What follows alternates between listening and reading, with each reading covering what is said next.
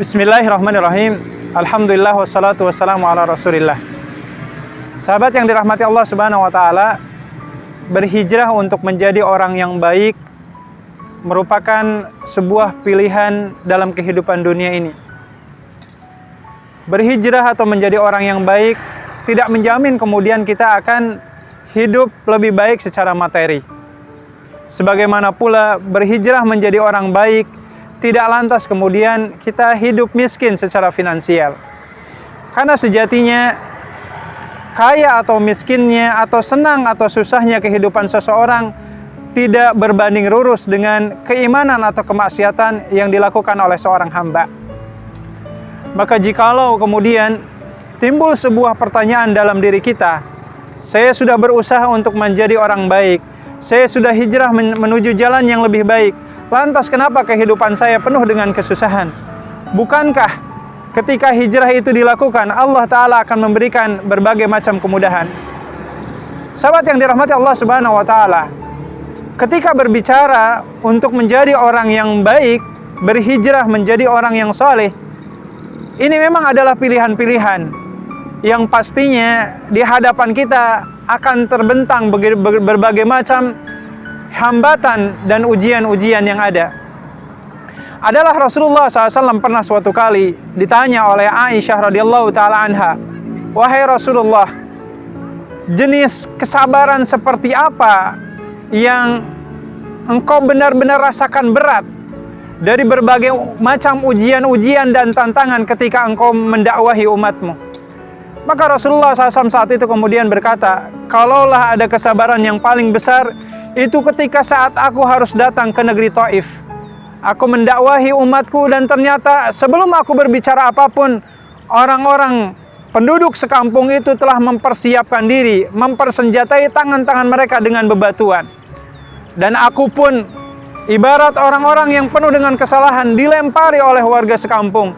Sementara dalam kondisi berdarah-darah, aku menyelamatkan diriku dan malaikat memberikan pertanyaan atau semacam memberikan tawaran. Malaikat Jibril berkata, 'Wahai Rasulullah, sekiranya engkau meminta kepada Allah agar aku mengambil satu gunung dan aku hempaskan ke penduduk Taif, niscaya Allah Ta'ala akan mengabulkannya.'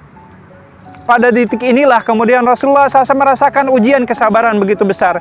Ketika beliau berusaha untuk menurunkan kebaikannya, memperbaiki kondisi masyarakat yang jauh dari nilai-nilai ketauhidan, dalam kondisi berdarah-darah, ada tawaran dari Allah Ta'ala melalui pelantaran malaikat Jibril untuk melakukan bahasanya semacam pembalasan. Dan ini menjadi pembelajaran ikhwatihikullah.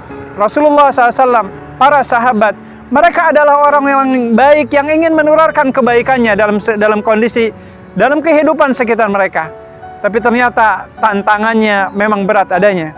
Maka Allah Subhanahu wa Ta'ala memberikan jawaban bagi kita yang hari ini mengeluh karena sudah berusaha menjadi orang baik, tapi ternyata kehidupan kita belum terlalu baik adanya.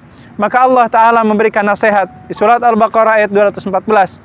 A'udzubillahi minasyaitonir rajim. Am hasibtum an tadkhulul jannah walamma ya'lamillahu alladhina jahadu minkum wa ya'lamas sabirin. Itu di surat Al-Imran atau di ayat yang lain.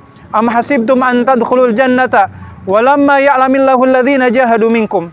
Dan apakah engkau mengira sekiranya engkau itu akan masuk surga, sementara belum nyata adanya orang-orang yang bersabar atas ujian-ujian yang dihadapinya?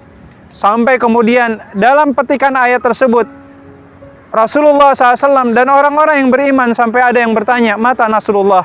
Ya Rasulullah, kapan pertolongan Allah Ta'ala itu akan benar nyata-nyata adanya?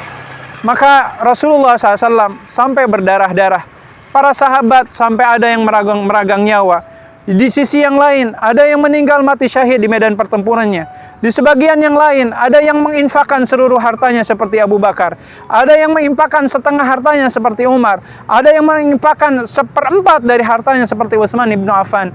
Dan ini mengisyaratkan bahwasanya ketika kita berikhtiar menjadi orang baik, itu adalah pilihan yang memang harus kita tanggung kesulitannya. Tapi di sisi yang lain, daripada kemudian kita mengeluh kenapa kehidupan kita penuh dengan kesulitan, ada baiknya beranjak dari berusaha untuk mensolehkan diri, kita kemudian melangkah menuju ikhtiar mensolehkan orang-orang yang di sekitar kita.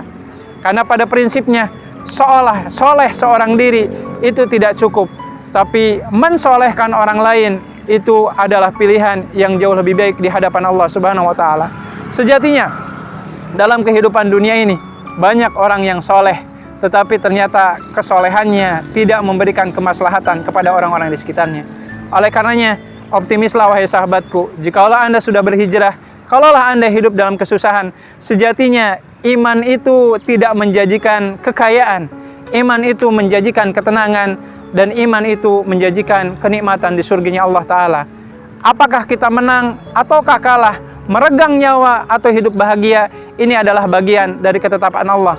Menang kalahnya kita, hidup atau matinya kita, tidak berbanding lurus dengan soleh atau tidaknya seorang hamba.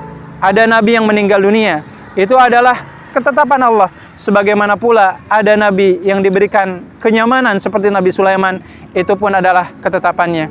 Maka bersyukurlah ketika kita mendapat kesenangan, dan bersabarlah ketika kesulitan itu ada. Karena pada kesulitan itu ternyata terdapat banyak hikmah dan kenikmatan yang hendak Allah berikan kepada kita semua. Barakallahu lakum, alhamdulillahirabbil alamin. Assalamualaikum warahmatullahi wabarakatuh. Assalamualaikum warahmatullahi wabarakatuh. Halo sahabat peduli, Ramadan kali ini kita masih dihadapkan pada masa pandemi. Eits, tapi jangan khawatir, teman-teman masih bisa berbuat baik dengan di rumah aja, dengan mensupport program-program kami di bulan Ramadan. Bagaimana sih caranya? Yang pertama, pilih programnya. Yang kedua, tentukan donasinya. Dan yang ketiga, kirim ke rekening yang tertera. Yuk, kita maksimalkan peran kita di bulan Ramadan. Wassalamualaikum warahmatullahi wabarakatuh.